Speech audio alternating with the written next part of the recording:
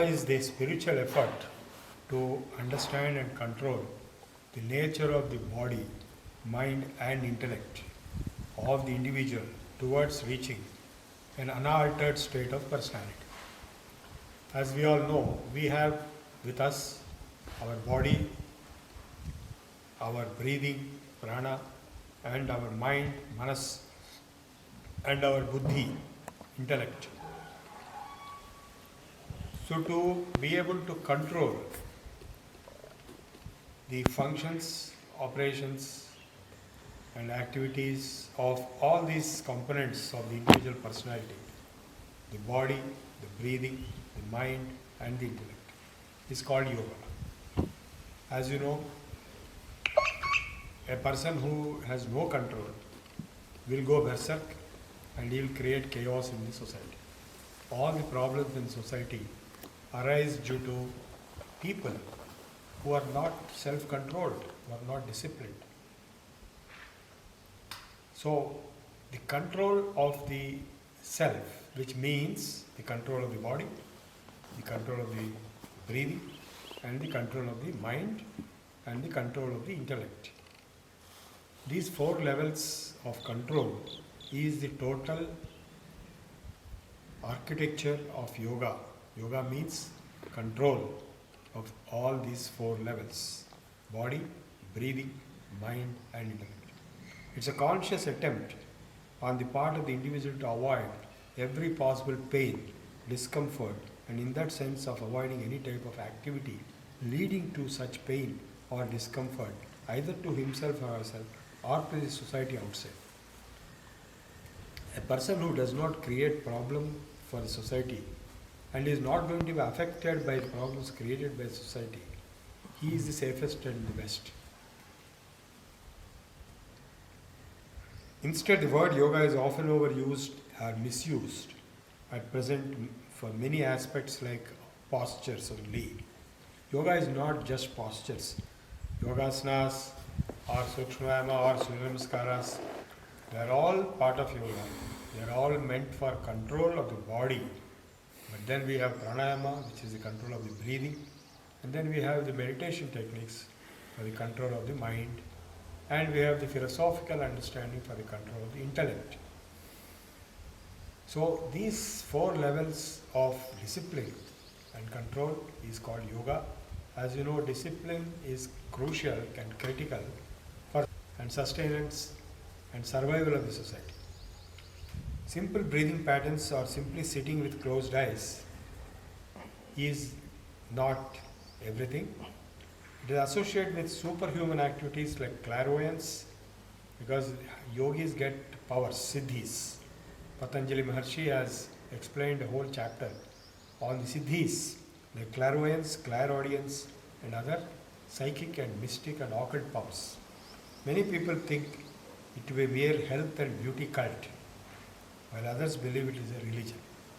But only a few know that yoga is a systematic science intended for the evolution of man into supraman, or manhood into suprahuman. Any attempt to understand the real purpose, nature, and technology of yoga would require to inquire into the very roots of yoga and its traditions. If you want to understand yoga in depth, you have to go to its roots. The roots coming from the Vedas, the ancient civilization of India on the banks of the Saraswati river. The origins of yoga are obscure. They go back to many thousands of years and are considered to be divine rather than human. That's why Lord Krishna said in chapter 4 in Bhagavad Gita, Imam vivasvate yogam proktavan aham avyayam vivasvan manave prahu manurikshvakavayam praveet evam paramparagatam yogam rajarsha yogita sakalenevam mahata yogo nashtha parantapa. So Lord Krishna said in the beginning, when the creation took place, that means Lord Krishna or Vishnu or Narayana, taught yoga to Vivaswan, that is sun, and sun taught Ikshvaku and so on. Vivaswan Manave, to Manu, broken continuity of parampara of Guru Sishya, master and disciple, and that made the science of yoga as both Sanatana and Puratana ages. So, in the excavations at Pakistan, a city called Mehergarh has been a broken continuity of parampara of Guru Sishya, master and disciple, and that made the science of yoga as both Sanatana and Puratana ages. So, in the excavations at Pakistan, a city called Mehergarh has been found long back, going back to dated to 7th millennium before the Common Era. That's about 9,000 years ago. So a great civilization flourished in this area, located on the banks of Indus and the dried up Saraswati, the then live biggest river. The Sindhu Saraswati civilization is what we are talking about as Indus civilization, Indus Valley civilization, Mohenjo-daro, Harappa. Many figures clearly evidence the continuity of lifestyle suitable with present Hinduism and practices of yoga. So we have found, in fact, during excavations, the archaeologists have found our own normal yogasanas as terracotta objects in the excavations. That means the same yogasanas were being practiced way back 9,000 years ago, 8,000 years ago, 7,000 years ago. Not only in Mehergarh but also in Indus Valley civilization sites like Mohenjo-daro, Harappa and Lothal, Kalibangan, Dholavira and all these different sites, and now recently found Banavali and Dhirana going back to 8000 years BCE. So the evidence of yoga as part of the Indus Valley or Saraswati Valley civilization has been found in the excavations. Coming to the Vedic hymns, the Vedic hymns have been dated differently. Some of the hymns describe the existence of Saraswati river, which has dried back at least 4000 BC, and the astronomical datings also go back to as early as 5th millennium BC. And the composition of Vedic hymns was largely literary work of the people living on the banks of Saraswati and Indus rivers.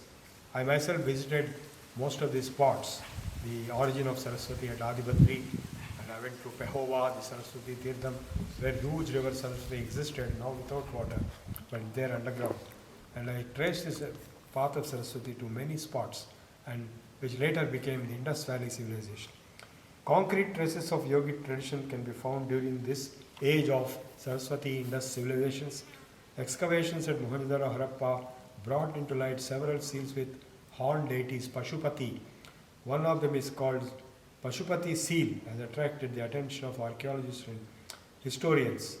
And this seal portrays a divinity on a low seat surrounded by animals. This figure is identified as Lord Shiva, the Lord of animals. And the yoga asana in which he was sitting, as Siddhasana, is well known, and therefore you can see the traces of yoga, not only in Pashupati seal but even other terracotta images of yoga asanas have been located in the Indus excavations. Of the four Vedas, only the Rig Veda and Atharvaveda contain traces of yogic tradition. Yajurveda also contains a good number of mantras. In my younger days, I noted down the mantras of Yajurveda pertaining to Yoga Shastra compiled together in the Shvetashveta Upanishad. Thus, making it clear that Upanishads were derived from the Vedas. The teachings of the Rig Veda are mantric, poetic, and esoteric, in addition to being physical or historical. They form the basis for later development of knowledge on Upanishads, the Bhagavad Gita, and the philosophical Sanskrit scriptures. The Vedic language is symbolic. The Vedic words like Brahman and Dhi were used for prayerful meditation.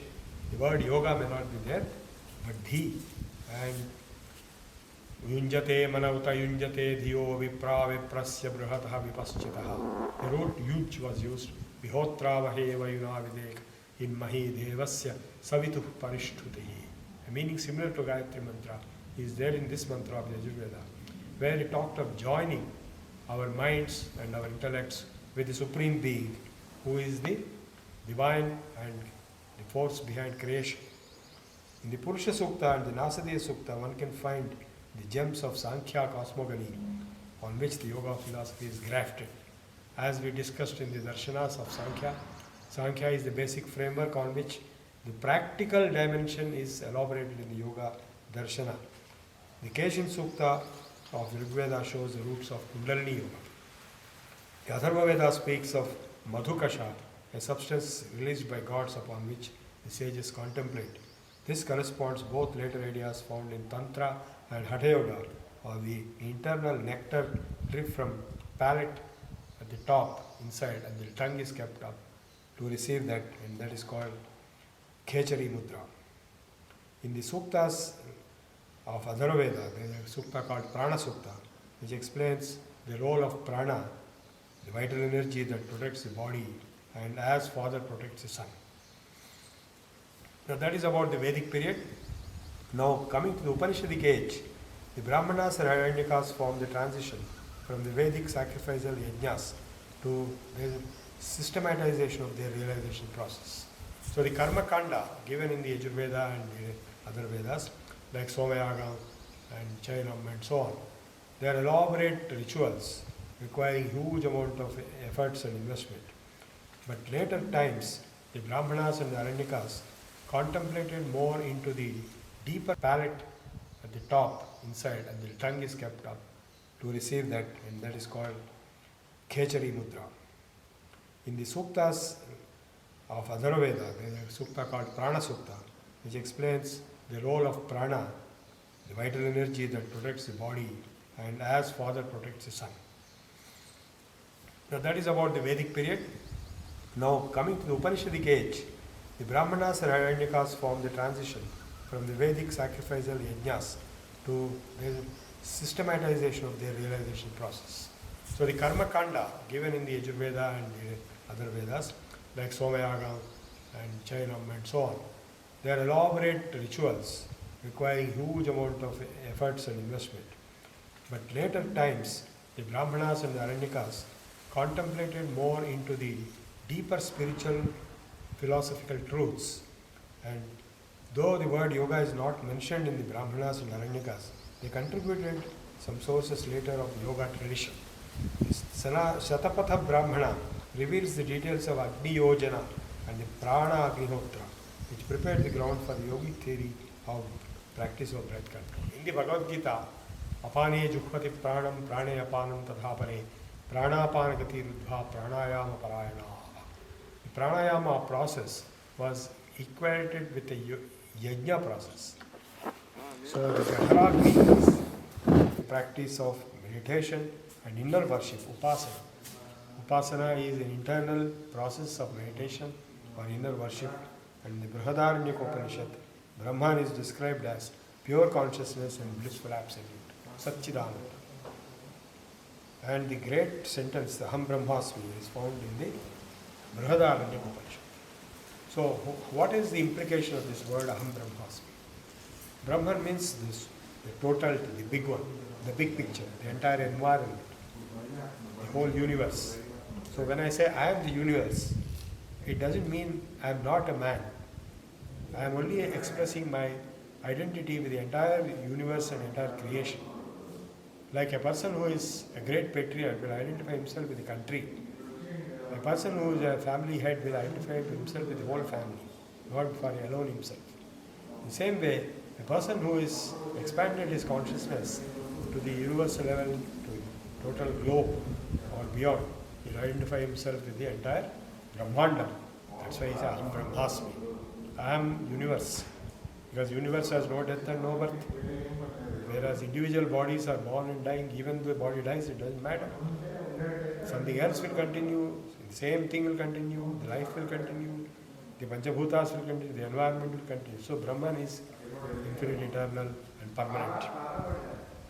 The Upanishadic sages obtained transcendental knowledge, and the four Mahavakyas, Tattvamasi, you are that, Aham Brahmasmi, I am Brahman. Everything is Brahman, Sarvam Karidam Brahman, and I am Atma Brahman. This self is Brahman. All the four mean the same thing. The oneness of the individual with the universal. The individual consciousness with the universal or cosmic consciousness. Yourself oneness with the cosmos. You cannot be different from cosmos. You are one with cosmos. That is the message being conveyed. That is the awareness of the total environmental identity of the individual. That is transcending the negative emotions of greed, to destroy nature for yourself, for greed, Instead of that, when you realize that you are nature, you don't destroy yourself. The Chandogya Upanishad, the origin of the sacred syllable Om and Gayatri Mantra are described in the Chandogya Upanishad, 3rd chapter. Several yogic practices such as tapas, austerity, dana, charity, honesty, arjava, ahimsa, non-harming, and satya, truthfulness, are found in this Upanishad, Chandogya Upanishad. The same chapter describes prana and its regulation. The Taittiriya Upanishad explains the Panchakosha theory, which comprises of the Annamaya, Pranamaya, Manomaya, Vijnanamaya, and Anandamaya koshas. Annamaya is this physical body which sustains only on food, and Pranamaya is the vital body which is life energy, prana, and the Manomaya is the mental level of the body, our body, and next is the intellectual or Vijnanamaya kosha, and finally Anandamaya. We have all the 5 bodies with us. We are experiencing these 5 bodies at different times, but they are always together. And upon death, only the physical body dies. And after some time, experiencing these 5 bodies at different times, but they are always together. And upon death, only the physical body dies. And after some time, pranic body also dies. The remaining 3 don't die. Manomaya, Vijnanamaya, Anandamaya. They continue to the next life of transmigration. The Taittiriya Upanishad explained this Panchakosha theory in the conversation between Bhrigu and Varuna. This Panchakosha theory is true not only for the individual, but for the universe itself. The universe itself has these 5 levels. Brahman itself has 5 levels. As the self also goes through its 5 koshas. So oneness of the universal and the individual is brought out in the Upanishads very profoundly. When you realize you are the universe, you are Brahman, then you are liberated. That is moksha. The Kathopanishad explicitly deals with Adhyatma Yoga. It targets a supreme being hidden in the individual. In this Upanishad, one finds ripened form of yoga, where it is metaphorically stated as controlling the sense organs. This is metaphorically stated as controlling the horses, the senses. The individual is identified as the charioteer, whose chariot has 5 horses or 5 senses, and they have the reins or the ropes called manas, and the driver Sarthi is buddhi. And if the charioteer, the Rathastha Atman, is in control of buddhi, manas and indriyas, then he will go in the right direction. Otherwise, there will be a big accident and he will perish. So this is a symbolic, allegoric description given in that Upanishad. And in the Svetasvedra Upanishad, yogic practices have been described, and the doctrine of pranava, Om, is also described. It extols the benefits of yogic practices. It says the body is purified by the practice of yoga, which is a form of tapas. Kim tapa pranayama, Panchashikacharyas record that there is no tapas greater than pranayama.